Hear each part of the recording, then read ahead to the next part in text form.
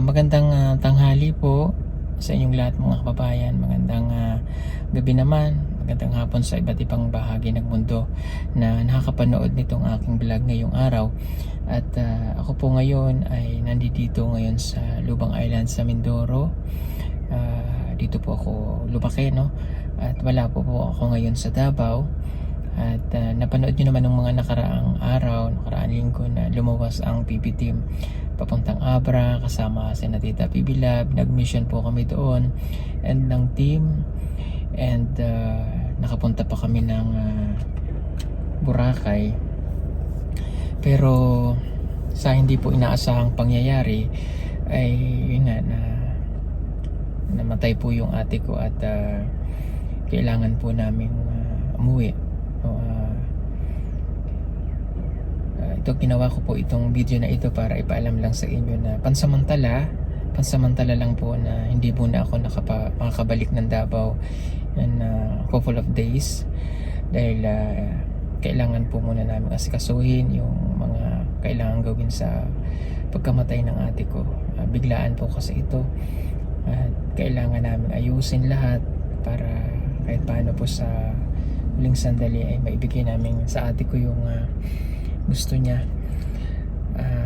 Mahirap para sa akin lalo na po at kapatid ko, pero kailangan ko pong magpakatatag dahil maraming kailangan gawin. Mabigat sa dibdib, pero tulad ngayon sinabi, kailangan namin tanggapin para kahit paano ay maging masaya rin si ate sa kabilang buhay. Siguro po mga ilang araw pa, tayin ko lang pong makapaglibing, makapagsyam na araw, magiging maayos din po yung lahat sa akin.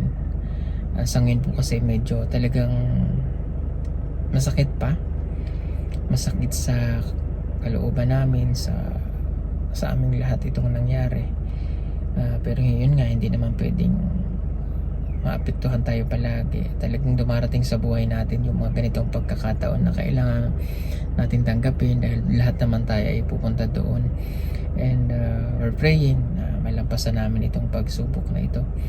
Talagang ganun ang buhay. Una-una lang, importante ay buo yung pamilya, nagsama-sama sa ganitong pagkakataon ng buhay natin, na importante nandyan pa rin ang isa't isa. Si ate ko po, sa mga nakakilala sa kanya, si Ate Rochelle, ay siya po yung kanang kamay ko kapag wala po ako dito sa Maynila o sa Laguna. Lahat sa PB Team Solar, siya po ang namamahala niyan. Kaya pasensya na po kung yung ibang mga mensahe sa PB Team Solar ay may delay ng pag-response dahil hindi po kaagad nakapag-reply ang staff ko, dahil yung isa pang gabi, yung isa pang araw.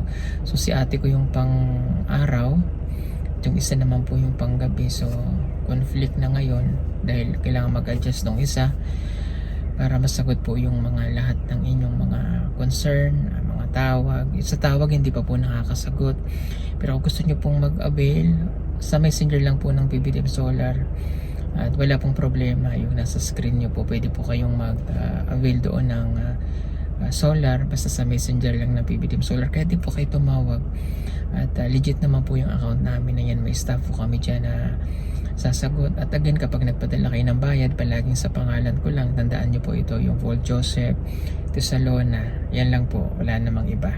Ano po? At yung birthday, pag tinanong, June 18, 1985, so ako lang yan. Alam nyo, mahirap talaga, pero wala akong hindi pwedeng, hindi naman tutuloy din yung mga trabaho. Pansamantala, ganito talaga ang buhay. At sila Kuya Eli po ay bumalik na ng Davao. Si Peter Paul ay nasa sa Abra pa. Mamaya pag-usapan naman natin yung tungkol kila Erin at Paditay dahil umalis sila ng Davao at tapunta dito. So kumbaga mayroong trabaho ako na hindi ko pa nagawa, pero salamat kay Tita PB Lab, kay Copars Vlog, kay Juan, kay naman One Show, at kay PB Team Peter Paul, kay Kuya Eli na naasikaso din. Nangyari po ko ito kasi mga kababayan, nung ako ay nasa Boracay kami, first day morning, na tumawag yung pamangkin ko at ibinalita nga. So medyo na bigla ako at muntik na akong hindi ko alam kung ano yung nangyari sa akin kung hindi na nabigla. Nagto-20 yung dugo ko dahil dun sa balita, pero salamat kay Tita PB Love and team na naasikaso ako kaagad at napakalma kasi sa sobrang bigla ko po hanggang sa yun. At nung bumaba na yung dugo ko, inag-book na kami ng ticket para makabalik po ako kaagad that day. At nakabalik naman ako para lang makita yung dahil hindi po ako mapakali, hindi ko alam yung aking gagawin, kung ano yung tumatapos sa isip ko. Basta iyak lang po ako ng iyak.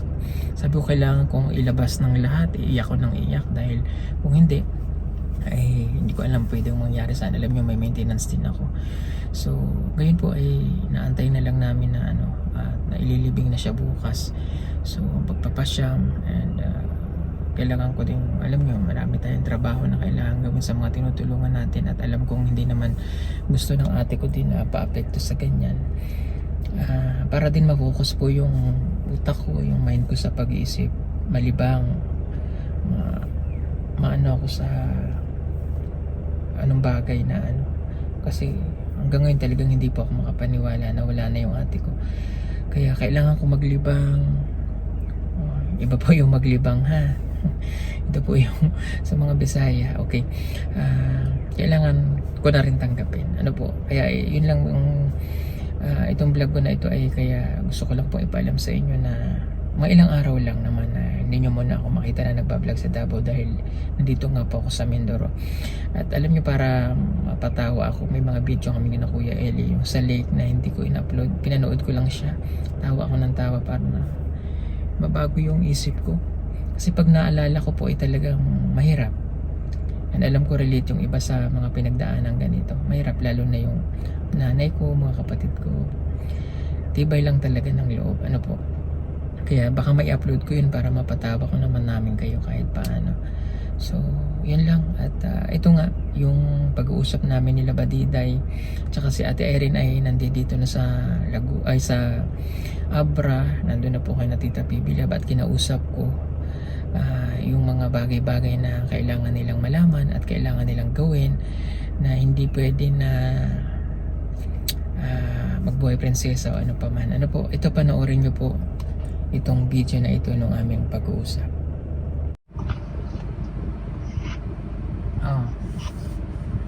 Okay. Nandyan na kayo sa Abra. Okay, ganito ang gagawin nyo, ha. Lahat na sasabihin ko dapat tatandaan ninyo. Okay. Yung mga sinabi ko sa inyo noon na nandoon tayo sa bahay ninyo, uulitin ko ulit. Ha?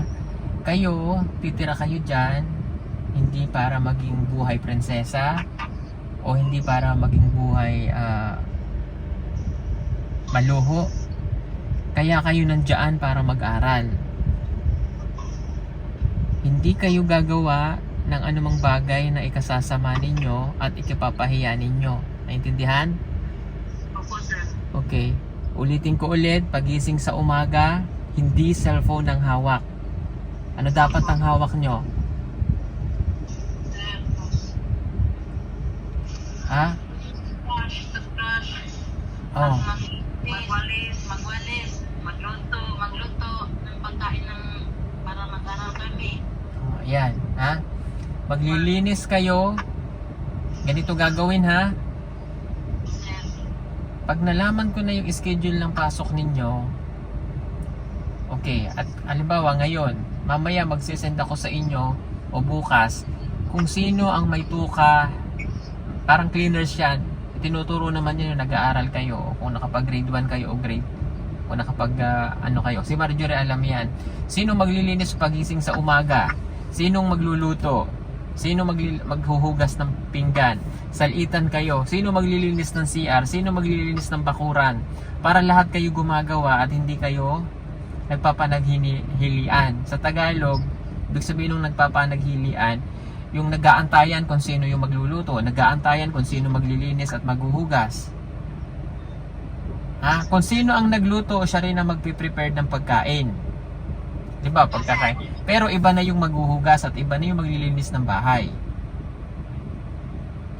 Ha?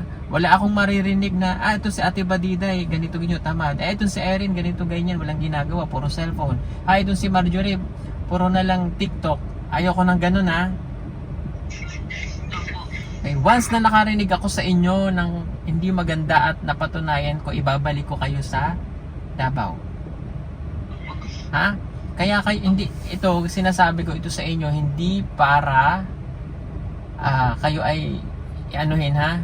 Hindi para kayo ay paghigpitan, no? Ano, ito ay para sa inyo. Ganito rin yung ginagawa ko kay Namaylin at Ninita. Opo, sir. Okay, kasi malayo kayo sa akin. At least itong si Namaylin at Ninita, nasa pamilya ko, sa mga kapatid ko. So hindi ko naman sinasabi na kayo ay mapapabayaan dyan. Mapapabayaan kayo kung kayo mismo sa sarili nyo, hindi nyo tutulungan ang sarili nyo. Ha? Huwag nyo bibigyan ng sakit ng ulo si Tita PB Love. Opo, sir. Kasi kung hindi dahil sa kanya, wala kayo dyan. Okay? Opo, sir. Wala akong maririnig na, ay ganito kulang yung ano ko, ito lang binibigay sa akin. No, hindi ganun, ha? Opo, sir. Kapag may problema kayo, like for example, si Ate Badiday may nasakit na ganito, huwag niyong palalalain. Sasabihin niyo kaagad para magagawa natin ng paraan. Hindi yung sumasakit na pala ang ulo, sumasakit na ang tiyan, dun lang kayong magsasabi kapag namimilipit na. Palagi kayong may gamot. Ha? Opo, sir. Simpleng sakit ng ulo, kung kayang uminom ng Biogesic, uminom ka agad. Huwag yung tipo na masama na pakiramdam nyo, nag-chill na, hayahay lang, sige lang. Para hindi magkakaroon tayo ng problema. Pangalawa, kapag nandiyadyaan kayo sa bahay, ayaw ko na makakarinig ako o may magsasabi sa akin na mga kapitbahay na kayo ay hindi maayos ang pakikitungo sa mga nandiyadyaan. Ha? Lagi niyong tatandaan na kayo ay makikisama. Hindi si tita ang makikisama sa inyo. Hindi yung mga nandiyan na tumutulong sa inyo makikisama. Kayo pa rin. Ha? Tapos, ayoko nung may makakaaway kayo dyan. Ayoko nung may maririnig ako na ganito ganyan ginagawa nyo. Opo, sir. Ha? Ba't kayo tumatawa? Ba't kayo tumatawa? Kasi hindi naman kami hindi kami mag-away, sir. Hindi kami mag-away, sir. Hindi naman kami taga dito. Kaya nga, hindi kayo taga dyan. Sinasabi ko ito, advance ako mag-isip baka mamaya, pagdating ng araw, ganito ganyan ang maririnig ko. Opo, sir. Ha? Ayoko ng patamad-tamad. Ayoko ng pagising sa umaga kung ano nung hawak ninyo. Puro cellphone. Tanghali na, hindi pa kayo nakapagluto. Pag ganitong oras ang sinabing gising nyo, dahil ganito ang oras ng sundo ninyo, kailangan alas 4 gising na kayo, dahil alas 6 ang sundo nyo. Hindi yung 5:30 doon pa lang kayo gigising. Hindi yung school ang mag-aantay, hindi rin yung service nyo ang mag-aantay sa inyo. Kayo ang mag-aantay sa kanila na dumating. Pag dumating sila, sasakay na kayo. Opo. Ha? Okay. Opo, sir. Normal na mamimiss niyo yung pamilya ninyo. Magtawagan kayo, may wifi naman dyan, makakausap nyo sila. Consistent ang monitor ko sa inyo. Pag tinanong ko kung may exam kayo, kailangan mag-review kayo. Opo. Pag sinabi kong kailangan ko makita ang grade ninyo, ipapakita nyo sa akin, isisend ninyo. Ha? Kasi ipapakita ko yan kay tita kung talagang nag-aaral kayong mabuti. Opo. Huwag nyo kami bibigyan ng sakit ng ulo, ha, lalo na sa grades. Opo, sir. Hindi naman namin kayo hinihingaan na ma-perfect ninyo, pero huwag nyo kami papakitaan na may bagsak ng isa sa inyo o may mababa. Kaya ako hinihingi yung grade kasi gusto ko nakikita kung saan kayo mababa para yung pagpupursigyan natin. Ha? Opo, sir. Okay, sige, ganito. Wala akong maririnig na tita, pahingi ako ng ganito, tita, pahingi akong pambili ng ganito, ganyan. Kung ano yung binigay sa inyo, pagkakasyahin, ha? Opo. Huwag kayong magiging maluho. Opo. Kahit alam nyo na ganyan kaluwag si tita, kahit ganyan siya ano sa inyo, kung ano yung binibigay niya, binibigay naman na niya. Pero wag kayo magsasabi sa kanya na tita, gusto ko ng ganitong damit, ng ganitong sapatos, gusto ko maganda bag, walang ganun, ha? Opo, sir. Okay, sige. Last, wag kayong makakalimutan palaging mag-pray bago kumain, bago matulog, ha? Opo, sir. I-pray. At yung bahay, iingatan nyo, ituturin yung tahanan nyo rin yan. Opo, sir. Lilinisin lahat, malaki yung bahay. Opo, Okay? Opo. Sige, sige. Tapos, pagka tumatawag si tita, bibigyan nyo palagi siya ng oras. Hindi yung tumatawag na si tita, hindi nyo pa rin sinasagot. O kung sino man sa amin ang tumatawag sa inyo, wag nyo i-ignorein. Pwede nyo lang i-ignore yun kung talagang may ginagawa kayo, nasa school. Pero mostly tatawag ako sa inyo kapag kagabi. Opo, sir. Okay? O, saan si Marjorie? Hindi ko nakikita. Ito, sir. Oh. Sir, ano, sir? Okay, Marjorie. Pag-aaral kang mabuti dyan, ha? O, iba na yung mundo mong nandiyan dyan kasi dalaga ka na. Iba yung masyadong magtitiwala kaagad. O, mapusok. Kabataan mo pa eh. May itsura ka, baka mamaya maloko ka, makapag-asawa ka ng maaga, uwi ka talaga ng Davao. Ha? Okay, mayroon kaming ibibigay sa inyo na letter, ipo-forward ko to kay tita para mabasa nyo rin. Nakalagay doon yung mga hindi nyo dapat gawin. Pipirma kayo doon at kapag ka mayroon kayong ginawang hindi maganda na hindi namin nagustuhan, karapatan ng sponsor at karapatan ko na kayo ay pabalikin. Ha? Ito ay mangyayari lamang kung mayroon kayong gagawing hindi maganda or ikasasama ninyo. Ha? Okay, inuulit ko ha, wag na wag nyo akong bibigyan ng sakit ng ulo, lalo na si Tita PB Lab. Ha? Kailangan umuwi kayo ng lugar ninyo na meron kayong karangalan. Hindi kahihiyan. Okay? Okay, sige. Maraming salamat. Good morning. Ingat kayo dyan. Ikaw din, sir. Ingat po. Okay. Sir, condolence po. Condolence. Dapat po namin, sir. Okay. O sige, salamat. Ingat kayo. Opo. Opo, Okay. kayo din, sir. Okay, bye-bye.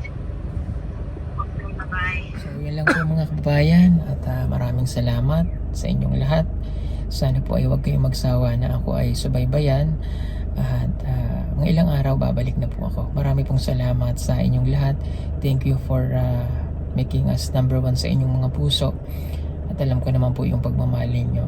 Mahal na mahal ko po kayo. At salamat sa lahat po ng mga sponsor natin sa nagpapaabot ng kanilang pakikiramay. Marami pong salamat sa inyong lahat. Hindi ko man po kayo kaagad ma-replyan dahil medyo mahirap po yung signal dito sa amin. Sa katunayan ngayon po ay umarap na ako doon sa cell site. Ayun, nando doon sa taas yung cell site para lamang po ako ay makapag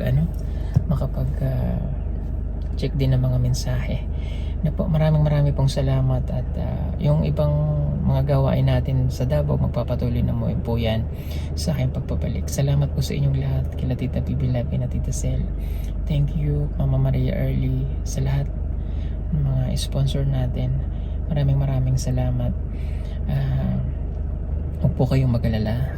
I'm a fighter, kaya ko po, kaya natin to. Maraming pong salamat at salamat sa lahat ng PB team and sa family ko, sa pamilya namin. God bless everyone. Bye-bye po.